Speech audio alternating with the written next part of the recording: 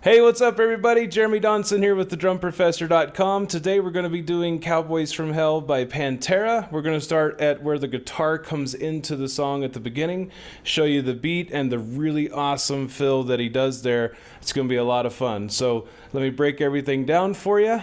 Before we do, if you have any questions, that's why I'm here, to help and to teach. So if there's anything you need, definitely let me know. And if you have not taken advantage of the free live one-on-one jam session with me, definitely do so. You'll be glad you did. We'll have a lot of fun. So here we go. Let's get started.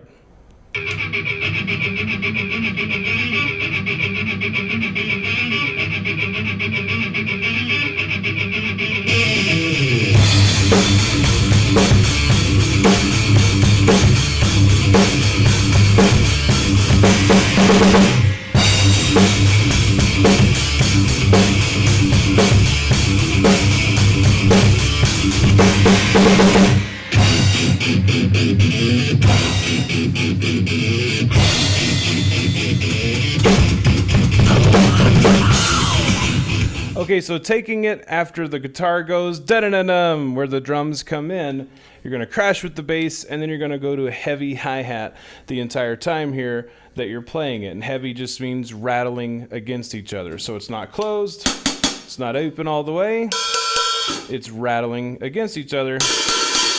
Gives it that heavier feel. All right, so the beat is going to be played like this.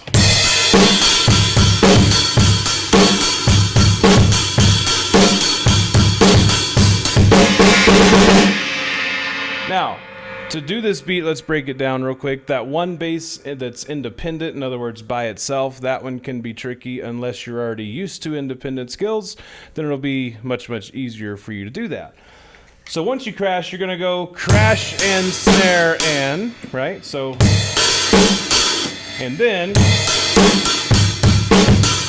bass, bass, snare, bass, and is next. Now the key here is your hi-hat never changes. It's always going to stay the same. So we got crash and snare and bass, bass, snare, bass, and. The bass is right in between. So let's break this down a little bit more in detail. Just always remember, whenever you're learning something new, there's 3 steps that are super helpful, and it's slow it down, break it down, and say it and play it. And if you have any questions as far as where that came from or the music theory behind those 3 very, very important fundamental steps in learning, definitely let me know. A lot of times it's not how long you practice necessarily. Of course, that does play a factor in how fast you get it, but it's how you practice it, right? If you practice it the best way possible in order to maximize your time and efficiency, you could learn it in, say, maybe even a few minutes versus several weeks practicing it a different way that's really going to make stumbling blocks that you could have avoided practicing in a certain way. So if you'd like to know more details about that, just message me or email me and let me know, and I can go over very specifics for you and how that is super, super helpful to you. Okay, so first step is crash and snare and. Okay, now next is bass, bass, snare, bass, and. Now remember, keep in mind that the hi-hat never changes, okay?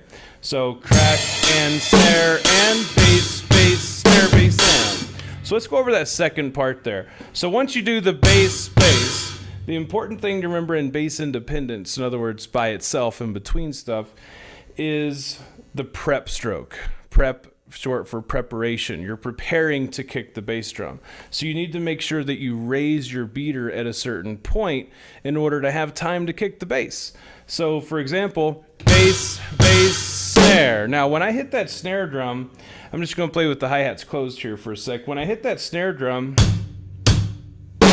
if you notice, my beater goes up before my snare drum hits. So it's like perpetual motion. Something's always moving there when you do these prep strokes. So as my hands come down for that snare drum, my beater goes up at the same time. So by the time the snare hits, my beater is fully elevated and ready to kick that independent bass drum. So doing it slowly, bass, bass, snare, bass, right? Bass, bass, snare, bass. Now speeding it up a little bit, bass, bass, snare, bass. So the first step I'd get used to, if that is a challenge for you. If it's not, then listen anyway, because this could be helpful in the future for other things. But if you are having issues with that, definitely recommend take it one step at a time. How do you eat a whale? One bite at a time. So if this is your whale and it's really challenging for you, make it easier by breaking it down. All right, so first step we're going to do is we're just going to go bass, bass, snare. And when you do the snare, work on having your snare come down and your beater go up at the same time. Okay. Now, if that is just really not happening very smoothly or very fast, then break it down even further. Start with your beater buried or touching the bass drum. Have your hands up. And then what you're going to do is at the same time, just practice lowering your hands, raising your beater. When the snare and hi-hat hit your beater, right then it's fully elevated, ready to kick, or as high as you want to go, however high that is when you kick. So starting over, beater buried, hands up. 3, 2, 1, go. And there you go. Same time. 3, 2, 1, go. Bam. There we go. All right, now doing it slow. Ready, go. So just practice getting that motion there where they're going back and forth at the same time. It's very helpful. Okay, so now let's assume that we understand that. Don't have to have it down yet, but you know that part now. So bass, bass, snare, bass. Now after the bass is hi-hat. So you really want to keep the rhythm of the hi-hat consistent. You don't want to change it. You don't want to pause it. If your hi-hat changes, it's wrong, right? So this is like your metronome. This is your timekeeper. This needs to really be consistent here. So bass, bass, snare, bass, and. Now when you do this, taking a step away from the bass real quick, I want you to think of a band director or a drum major. When you see them direct, they're going really big motions, right? They're going real big for everybody to see. They're not, directing like this, right? That'd just be weird and it wouldn't be very helpful. So they do that for a reason, so that they can see the pulse. They can really see the pulse behind what's going on and the upbeats, like 1 and 2 and 3 and 1 and 2 and 3 and 4 and 1 and 2 and 3 and 4 and. So it really helps to get the pulse down. It helps to feel those upbeats or the eighth notes on the ands. It really helps a lot. Okay, so same thing here. When you're playing the hi-hat, you want to have a really nice fluid motion. I'm not saying you want to tomahawk it every time, but you do want to have a nice fluid motion there to help you keep that consistent. So as far as this is concerned, say your bass drum, you got that down, but you're wanting to do this, which is very common mistake, to hit the hi-hat with that bass, right? So then the thing you could do to start that is just get your hi-hat going by itself, get used to that rhythm, and then come in with the beat, and your muscle memory will be developed a bit more here and used to doing that, and then just try to focus on that, keeping it the same while you add everything else. Notice that my hi-hat isn't like jerking there, right? Wanting to do it, it's not doing that. Nice and smooth. And if you catch yourself kind of doing that, then you want to just really slow it down a little bit tempo-wise and really just hammer that out until you catch yourself not really thinking about it anymore. Then your muscle memory has taken over, and then start it. So getting used to it.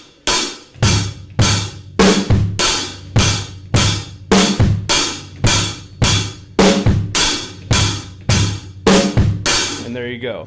Now, for those of you who haven't seen any of my other videos, or many of them, I'm left-handed. So if you see me doing this, that's for my left-handed viewers. If you see me doing this, I'm ambidextrous on the drums. I can play left to right. Believe me, that took a very long time to learn how to play every single beat, left and right-handed, fluidly and comfortably. But this is for my right-handed students. So either way. All right, so now let's put this together. So we got bass and snare and bass, snare, bass, and. Right? So bass and snare and bass, snare, bass, and. All right. Now, after that, you're going to do the same thing again and again, and then the fourth measure changes. So check it out. So 1, 2, 3.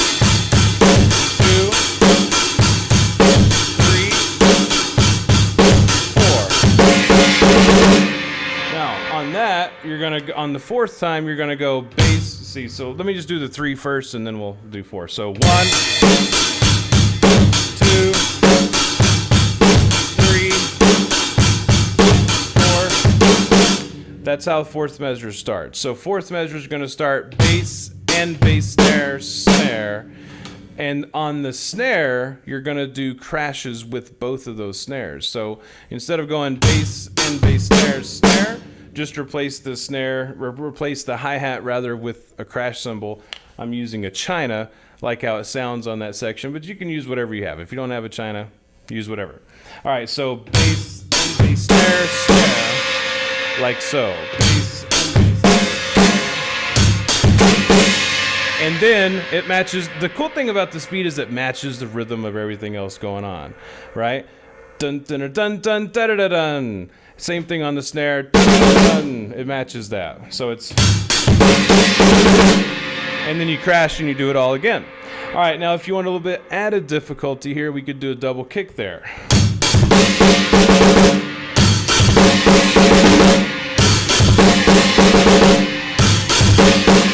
So again, that's just.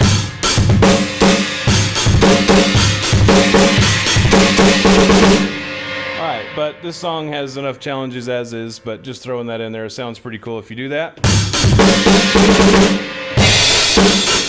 Then you go back into it again. All right, so just to recap, fourth measure is bass and bass crash, crash, and then crash back in, repeat everything again, and then we go into the choking section, and then the really awesome fill that we're about to go over here in just a second. All right, so putting all this together now. So we're starting, 1, 2, ready, go. 3, 4.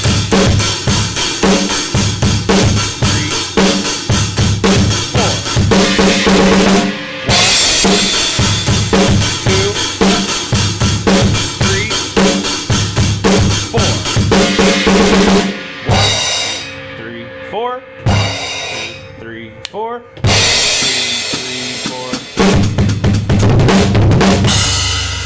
All right, now this one's really tricky. The hi-hat chick really can jack up a lot of drummers. I know a lot of my weekly students have so much trouble with this, man. They're like, if the hi-hat chick just wasn't there, it'd be so much easier. Oh my gosh. But, and that is very true. If you're not used to hi-hat chicks, even if you are, this can be challenging. So remember the 3 steps. Slow it down, break it down, say it, and play it. So we're going to slow this down, and we're going to take this out for now. Okay. Before we do that, though, I'm skipping ahead a little bit. Let's go over those crashes. So you're going to choke twice. And if you listen to it carefully, you'll hear that he lets it ring a bit before he chokes it. So it's not like a, right? It's, and then 1, 2, 3, 4 goes on from there. And you can easily hear that in the music where it goes, right? It's like choke that, choke that, and then it goes into the next part. So this third section, right before the fill, this is what you're gonna do. And then you start the double time hi-hat chick. Now, let's for now leave that out and just focus on the fill. All right, so the beginning of this fill, what we're gonna do is you're gonna do snare, bass, bass, bass, bass, right? And then we do that really fun fill. I really like playing that fill a lot. It's a ton of fun. And we're gonna start this, so you did the choke, and then you did another choke, and then you did a crash. So 1, 2, 3, 4, start, right? 1, 2, 3, 4. 1, 2, 3, 4. All right, now the way this is going to go, the timing of the bass is extremely important, and it also goes back into the prep stroke, preparing to kick the bass drum. But you're going to go snare, bass, bass, bass, bass. There's 4 in a row, and it doesn't change. It's just 1, 2, 3, 4. Now, if you do that in isolation, that's not too hard, right? It's pretty easy. 1, 2, 3, 4. That's it. 1, 2, 3, 4. But when you throw that snare in there and you get that timing, it's on the 16th notes. Dut, dut, dut, dut, dut. 1 E, right? That's when it really can get challenging.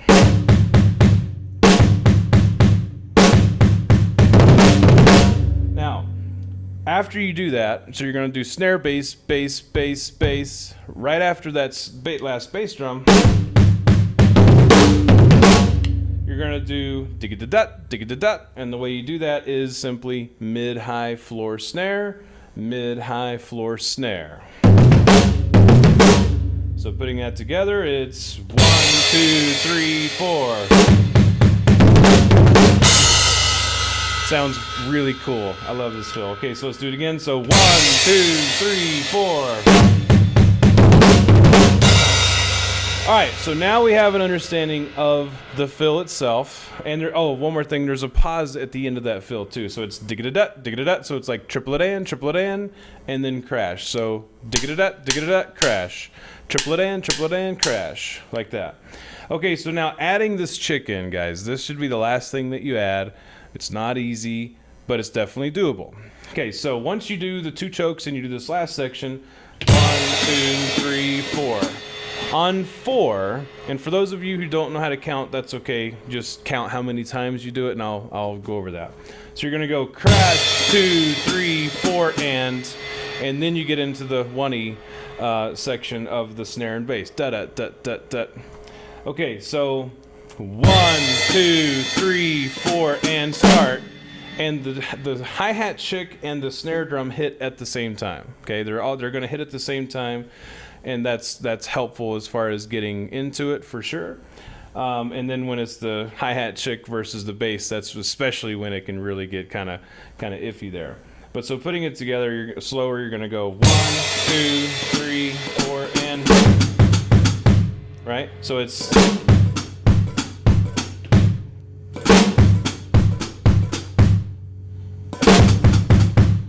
Okay, so your chick is with the snare, right? And then bass, and then chick, and then bass, and it just goes back and forth like that. So it's...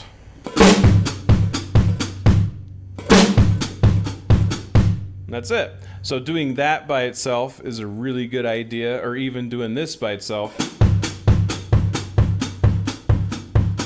That's a really good idea to start that. So...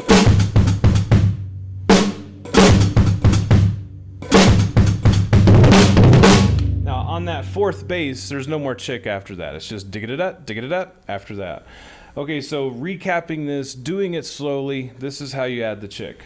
So you do the chokes, and then 1, 2, 3, 4, and 1. And then your fill, and then crash into the next section. So...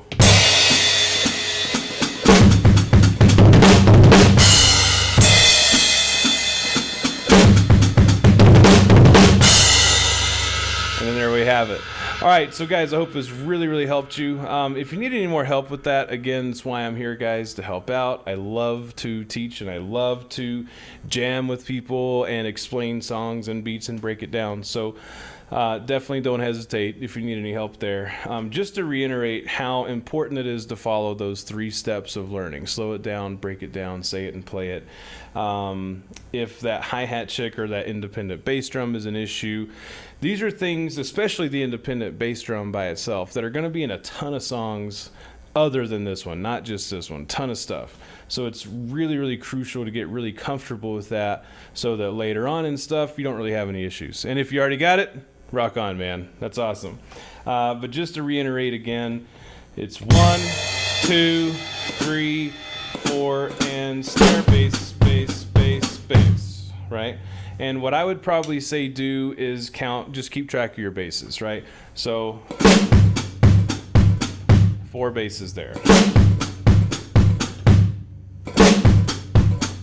And your feet are just going back and forth. Left, right, left, right, left, right, left, right, and that's it. All right, so guys, I hope this was very helpful to you. The song is amazing. If there's other parts in the song that you also need help with, like I said, schedule that jam session. It's totally free, so nothing to lose there and everything to gain, because we can go over whatever you want. It'd be a ton of fun. But I hope to see you there. I'm looking forward to it. Thanks to all my subscribers and YouTube viewers. I really appreciate your support. Definitely, and keep rocking, man. So guys, definitely please do be sure to let me know if you have any questions, and have fun, stay awesome, and rock on. Later, guys.